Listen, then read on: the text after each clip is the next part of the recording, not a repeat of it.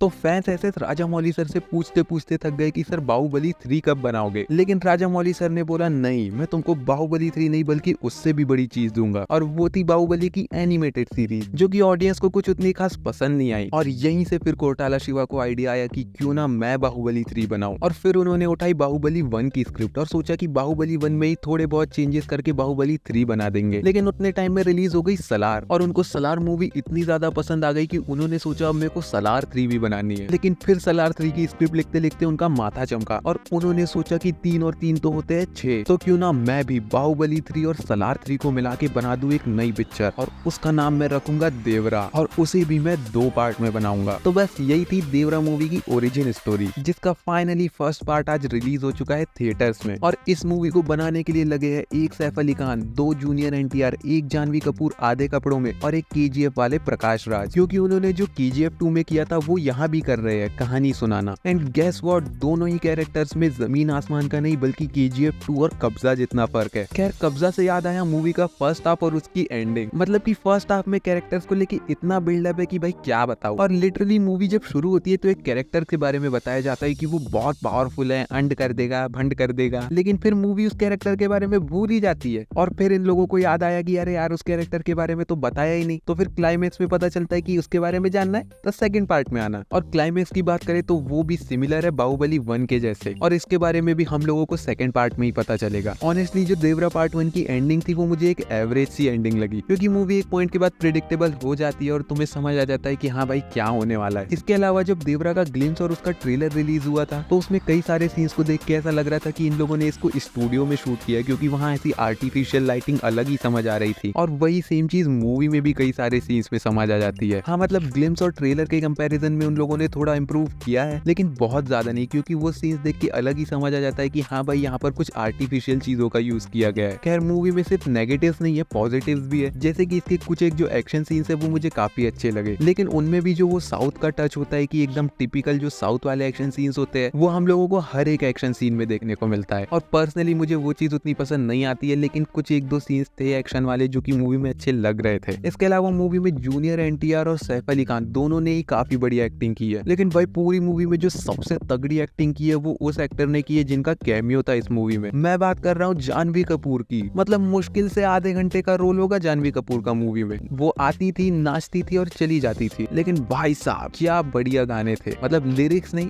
Visually बहुत ही अच्छे थे। लेकिन एक बात मुझे अभी भी समझ नहीं आई कि मूवी में जितने भी गाने थे उसमें सिर्फ जानवी कपूर ही क्यों थी, बाकी के एक्टर्स को लिया ही नहीं कोटाला शिवा ने गानों में। ये मेरे थिएटर में कोई ग्लिच था या तुम्हारे भी थिएटर्स में ऐसा कुछ हुआ, मुझे कमेंट में जरूर बताना। इसके अलावा मूवी का जो म्यूजिक था वो भी काफी बढ़िया था। मतलब ऐसा बहुत ही ज्यादा तगड़ा माइंड ब्लो कर दे ऐसा म्यूजिक नहीं था, लेकिन बढ़िया था। बाकी देखो, ओवरऑल अब मूवी के बारे में बताओ तो मुझे देवरा मूवी एवरेज लगी। ना बहुत ज्यादा ऐसी माइंड ब्लो कर देने वाली कुछ बहुत ही तगड़ी मूवी थी, ना ही बहुत ही बेकार भी थी। ये एकदम टिपिकल साउथ इंडियन मूवी थी और मेरे लिए तो डेफिनेटली ये एक वन टाइम वॉच थी। बाकी अब ये देखना है कि देवरा पार्ट 2 बाहुबली पार्ट 2 जितनी हाइप क्रिएट कर पाता है या फिर नहीं। तुम्हें क्या लगता है मुझे कमेंट में जरूर बताओ, और अगर तुम लोगों ने मूवी देख लिया तो तुम्हारे क्या ओपिनियन है वो भी मुझे कमेंट में जरूर बताना। बाकी तो ये था मेरा ओपिनियन देवरा मूवी को लेकर। वीडियो पसंद आई होगी तो जाते जाते वीडियो को लाइक जरूर से कर देना और चैनल को सब्सक्राइब भी कर देना। उसके साथ ही मैंने इस वीडियो में 8 बेस्ट इंडियन जो सिनेमैटिक यूनिवर्सेस है उनकी बात की है, तो इस वीडियो को भी जरूर से चेकआउट करना।